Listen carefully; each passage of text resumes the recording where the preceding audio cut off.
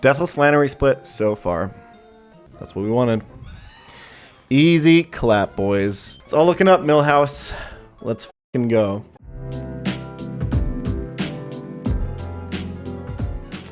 Alright, check this out. But Iron Ball actually reduces your speed stat to where the enemy AI sees it. So it actually sees that he's faster. This thinks that it's faster than me. I'm just going to move last. And I technically am. I'm just going to move last in my priority bracket here. So I equipped a Lying Tail for this Xatu. So that I would go after Melodic here. He's going to Ice Beam me. I'm never did a crit. He can't freeze me because I'm poisoned. I'm not taking poison damage because I'll be U-turning out. The reason I'm doing all this is so I can get chip damage.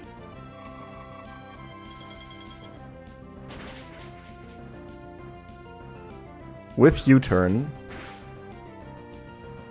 And get pre-damaged Overgrow Meganium in for free. And then outspeed and kill with Energy Ball.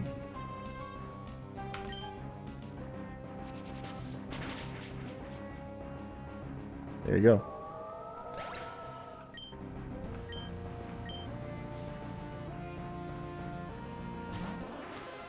Alright. And this will always give me consistent HP on my Meganium, which means I'm always baiting Psychic.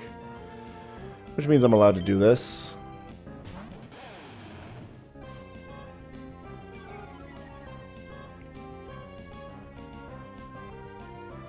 Why? What? Analytic. I guess it's analytic. Is there like a bug with analytic? It's analytic bug, right? Is this the analytic bug? Meganium was never dead there. It would have been dead with analytic boost, but it was slower. I don't know exactly what causes the bug. I just don't know. That's so unfortunate. Yeah, that was my only dark type, I think, right? That's a really bad loss. Like, I knew that analytic bug was a thing. I should have asked chat about it, or like should have looked something up about it before I locked in this strat. By the way, not only was he 50-50, he wasn't even 50-50 to click Hydro or Psychic there. Hydro Pump was a range to kill Meganium. So it was 25% to click Hydro Pump, and he could have missed. But I just didn't know about the bug. Obviously, I would never risk this if I knew about it. What a f***ing unfortunate death. Oh, I'm actually so mad. Oh, that's super tilting.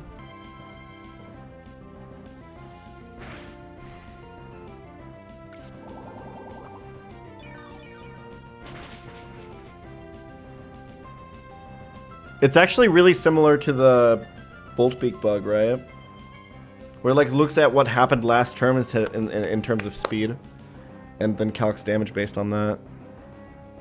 So basically, he thought Starmie was slower than Meganium because I outsped Melodic the last turn.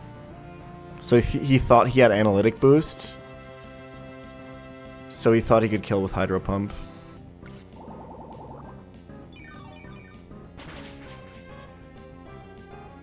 I just didn't know about it.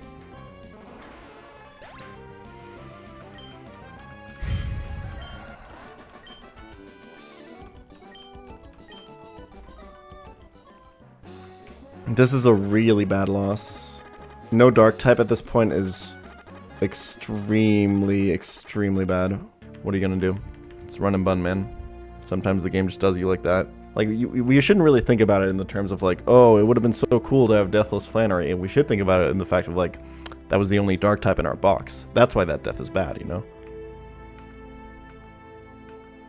Okay, U-turn chippage here to break Sturdy. Go into Torterra.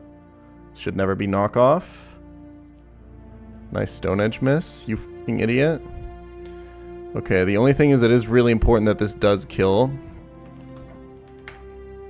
I am faster. Giga Drain does 140 minimum and U-turn did 20 minimum. That is enough to always kill. If this knocks me off, I lose my Miracle Seed forever. But I think I did all the math right here, so...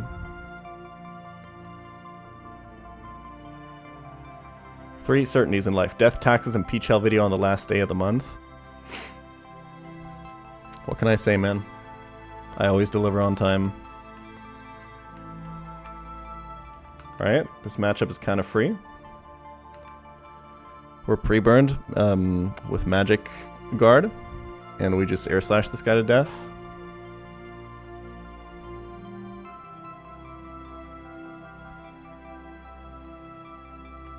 Kind of more damage than I expected. Corviknight here on the double edge. Okay, I think we start with an Iron Head before we Brave Bird. This is going to Super Fang or Hypnosis me. That's nice, I have Chesto Berry. Iron Head is 44 minimum. I think I will just elect to Brave Bird. If he Hypnosis again, we have to think of a solution. Okay, we have to think of a solution. For right now, it should be fine to just try to wake up here. He Super Fangs, because it's the most damage. Okay. I mean, we're not dead to anything. Corviknight is kind of a different beast. Double Edge crit is 56 on the max roll. He will just Super Fang again. Luckily, we don't have to think about Super Fang crit. What we have to think about is Super Fang into Brave Bird recoil. This is like 46%. If it lives, I'm kind of sad.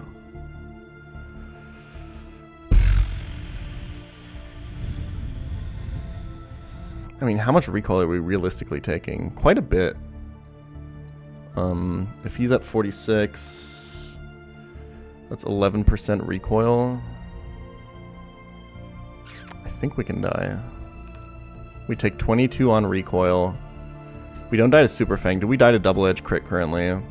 He can't Double Edge right now, right? Or he might be able to? I think, no, he can Double Edge here. Okay, so Double Edge crit would be 56. Yeah, we could die to recoil.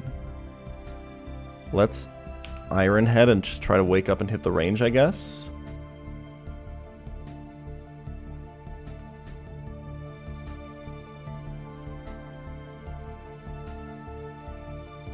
Okay. Hit it. Might go it. Very nice.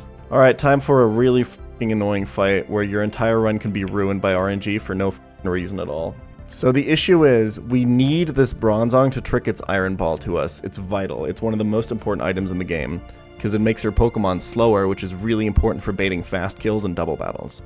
We saw this happen all the time in Attempt 2, where we constantly gave Iron Ball to Togedemaru to bait fast kills into a spiky shield. The problem is, as you're waiting for this to trick the Iron Ball onto you, he can just randomly explode. I wonder if the idea is just to lead with Corviknight, because he's never dead to explosion crit. It's like 5% to boom. Yeah, 5% chance to not get one of the most important items in the game. Oh no, it's 5% to +7. So it's like 2.5% chance. It can also use Gyro Ball though, right? That's another possibility, because highest damage is +6, +8. So 20% of the time it's just Gyro Ball. And then from there, the other 80%, of that 80%, 2.5% is Explosion. And the other 97.5 is Trick.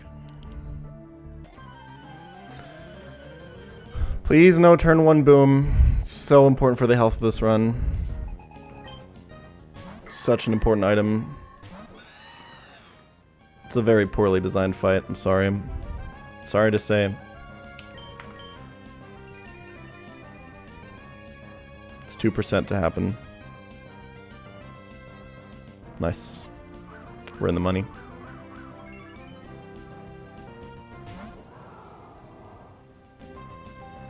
That's fine. He Earthquake there because Corviknight was grounded. 152. So he's -2 attack, obviously. I can be dead to like 3 explosion rolls if he doesn't crit, but he has to click it, which is 4% to happen here or something. I can also burn with Flamethrower. I can also crit with Flamethrower. There is a argument to Leech Life. The problem is Leech Life into Flamethrower, if both low roll, can leave him alive. We don't want that to happen. I think we Flamethrower. I think it's higher EV. I think.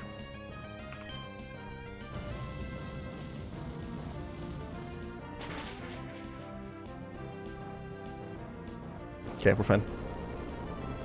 Alright, so Centiscorch at this HP, unless we get crit. Alright, we're steering a bit now.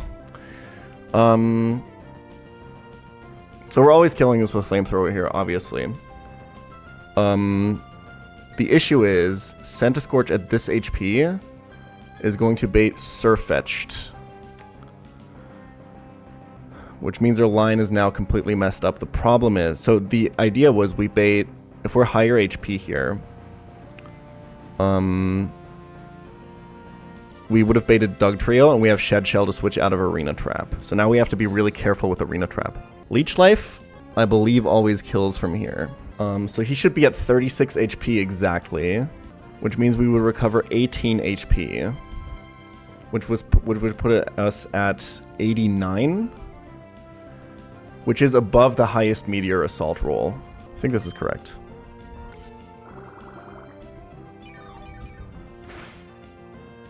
$90. Okay, perfect. So he was at 37, actually. So now, we're no longer dead to Meteor Assault. Faster than everything else.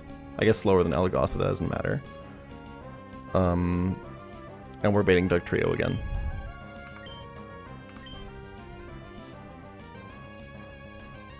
Perfect.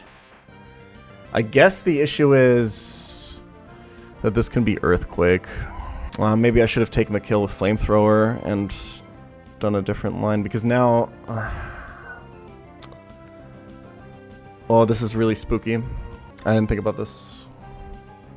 I mean, he's not super likely to Earthquake, because only 4 rolls kill. Corviknight currently has an Iron Ball, so if I switch Corviknight into this, it will be trapped and dead to Earthquake.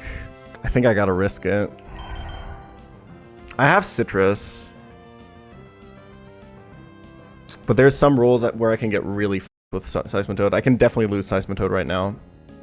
It's not... yeah. If he rolls... oof. Actually, every Earthquake into every Final Gambit kills. I think that's maybe too risky. But what do I do? Like, what else can I even do? I don't really have any other options. I definitely can't afford to go through Sigilif, because it just dies. I guess it's not technically dead to crit, but it needs to take hits from Eldegoss as well. If he does find the Earthquake roll here, and I think the chance for that is about 1 in 8, I will just immediately die to Final Gambit after, no matter what, unless he like finds the, no, even highest roll doesn't do it, right? Because it wouldn't even trigger my Citrus. No, it would. But he would have to max roll for it. I guess I should have gone Turtle.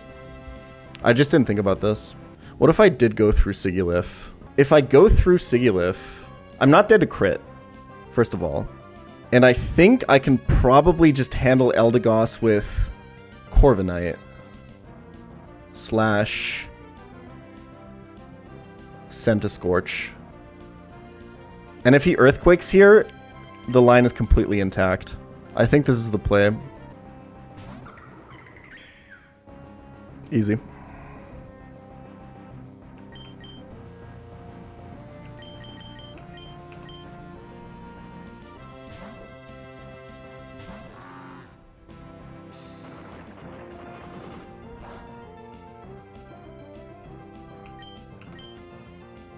That's fine.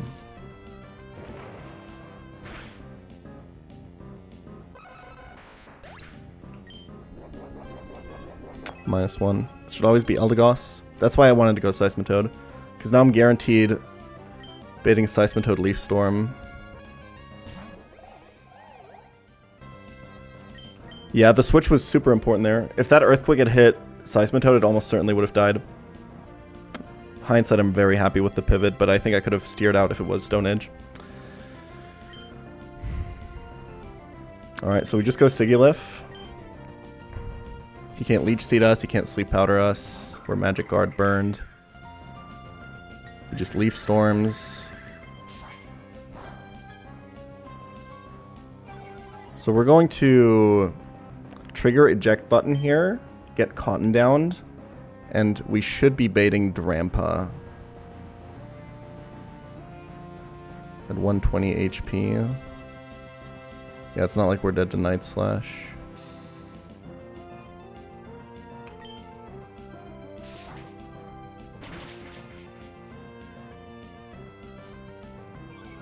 Pretty sure this is Drampa.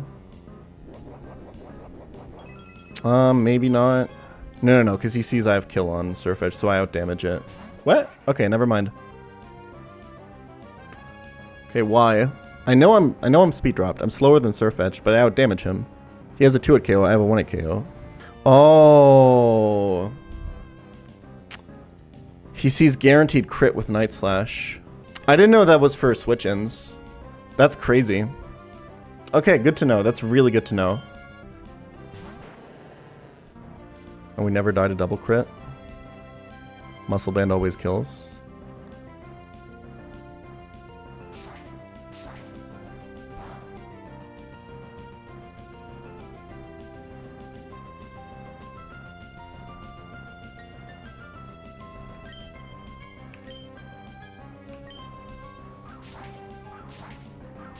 Interesting. Oh, because he sees Leaf Blade guaranteed critting too, so he does Meteor Assault. I see. Okay, I didn't think about crit AI there. That's important. Is this... Okay, so the line is a little bit cooked right now. No, this is just Eldegoss again.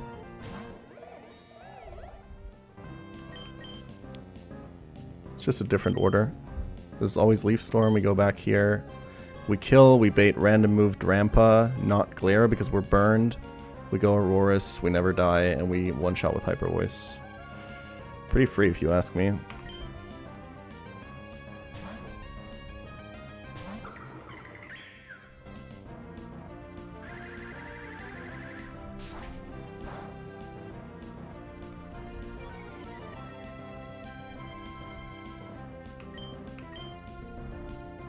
Okay, really cool fight, except for the Bronzong just shouldn't have Explosion.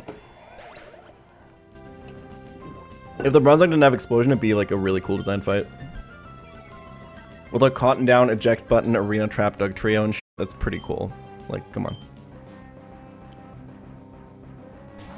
Dude, Moxie, I love Granbull so far. He's come to, like, almost every fight.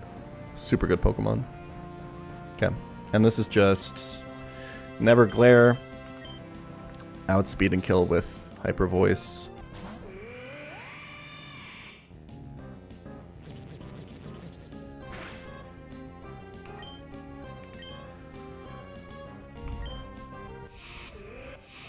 Nice. Iron Ball acquired. This is the only way to get Iron Ball, yeah. The way to get to keep it, that's just how it works in this game. If you thief an item, if you trick an item, you get to keep it. But on the flip side, if you get an item knocked off, you never get it again. One more fight, then we Gauntlet. Dude, the turn 1 Drain Punch bait, we have to keep that in mind more often. I think this is actually a really powerful opening. Although it has to be, it does only come up in very specific cases like this one, I will say. This is like a pretty unique case where I have a fast kill on the other thing with Drain Punch, and whatever is killing me from the other side is only one move that is really weak. That's super unlikely to happen again, I will say. But we'll keep it in mind.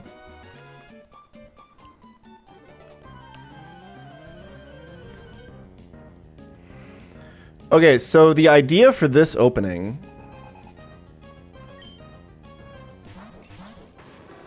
So Klefki has like priority swagger, and then your Persian berries don't work because of Unnerve from Houndoom. Mienshao is currently showing a slow kill to Klefki with Foul Play. But we have a fast kill with Drain Punch on Houndoom. Houndoom also has a slow kill on Mienshao, so he should know. If this is Houndoom Protect, we also lose Mienshao. It's okay. I'm pretty sure I understand the AI correctly here, and this is going to work. It looks really risky, but I'm pretty confident in my knowledge here. So, this is Drain Punch. And then, Horse is free to do whatever it wants because Klefki can never swagger or attack the other slot, so we can just get another kill with high horsepower. Please tell me that this is actually how it works. I need to see the Drain Punch as the first thing in the text. Okay! So now we heal out of foul play range from Klefki. We can never die to it.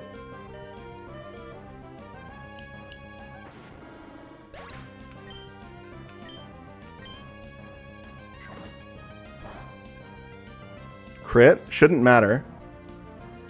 It is a little bit awkward, actually, I think.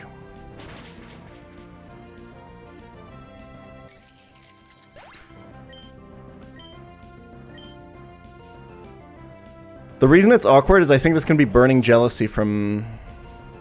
Oh, it's really close. I have to see the HP. This can be Burning Jealousy from Pyroar now. 58. Okay, we're never dead to Burning Jealousy. Perfect. So they should both target Corviknight. Worst case, Grimmsnarl can fake out Mienshao. Sorry, they should both target Mienshao. Grimmsnarl could fake it out, theoretically. Pyroar always goes for the kill. He can Hyper Voice, but Horse doesn't really care. So the really nice thing about this line is I got the double kill, and now I'm baiting consistent moves into one slot. Horse is completely safe. It can't even be faked out because it's inner focus. Mienshao is going to swap for Corviknight, and Horse is just going to high horsepower the Pyroar for another kill.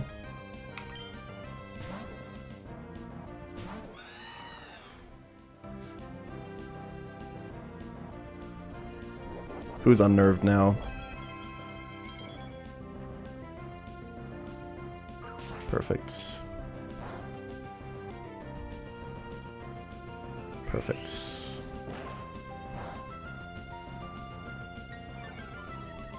And that's kind of just GG.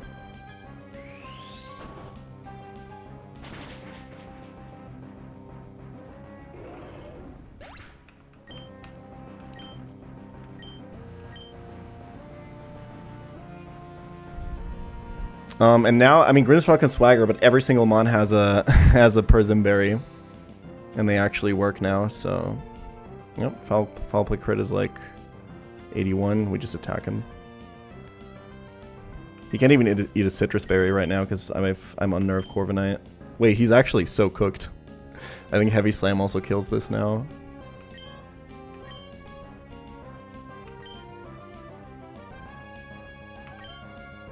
Yep.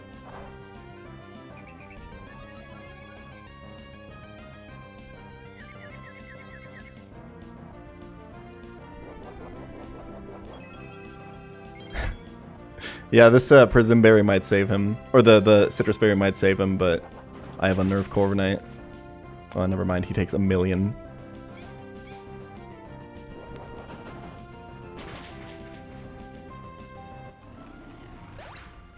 Beautiful. 3-mon fight. Cool. Alright, time to prep for the f***ing gauntlet, guys. Let me tell you, I'm not excited for it. Heracross sounds super sick. I agree. Alright, Bruxish. Yeah, you just die. Okay, no need to think about that. There's, I mean, Quillfish is Intimidate, so it's worth thinking about. And it gets Payback. But I'm assuming AI calcs unboosted Payback, or does it boost, does it, do we know which one it calcs? Do we just try to get the Heracross? I think if I get Pinsir, it's f***ed, right? So, we are about to get the Casino Encounter. The way the Casino Encounter works in Run and Bun is every badge you unlock unlocks a new potential encounter from the casino. So the more badges you have, the better Pokemon you can get. However, whichever tier of Pokemon you choose to the corresponding badge, you still get a random one of 2 or 3. So, like, for example, the Dynamo one, this is Sock or Throw. I believe the Stone one is Miltank or Tauros. I forgot what this one is. The Balance one is 50-50 for Pinsir or Heracross. This is what we're looking for.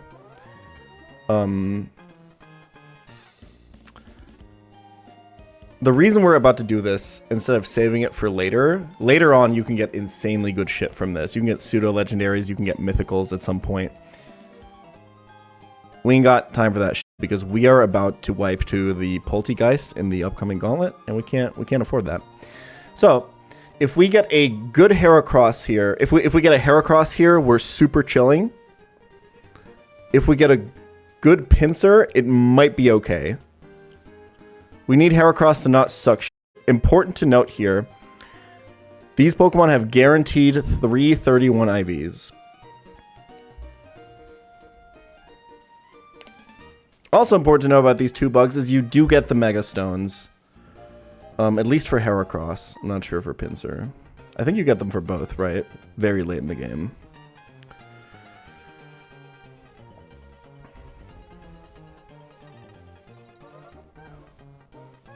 Oh yeah, Knuckle is Magby or Smoochum or Elekid. Let's see it. One time.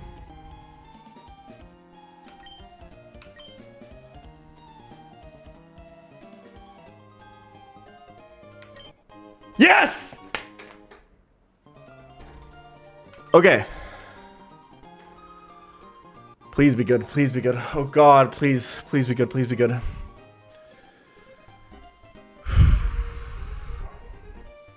Okay, nickname. Really quick.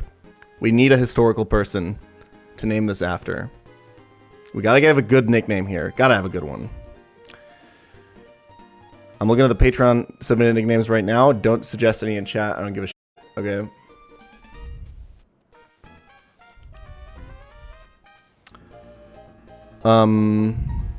Kind of hard to find one here, though, if I can be completely honest. I don't know why this makes sense in my head, but is this not Pythagoras? Does it fit? Well, let's find out.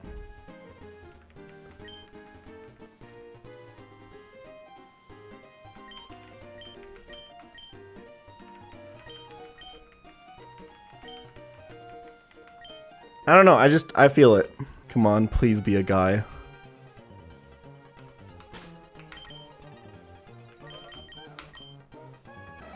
Bolt Guts, okay. It's minus attack, but it's 31 attack IV, 12 speed. I think this is okay. I think that's enough. I think that's okay. 31 special attack hurts, obviously.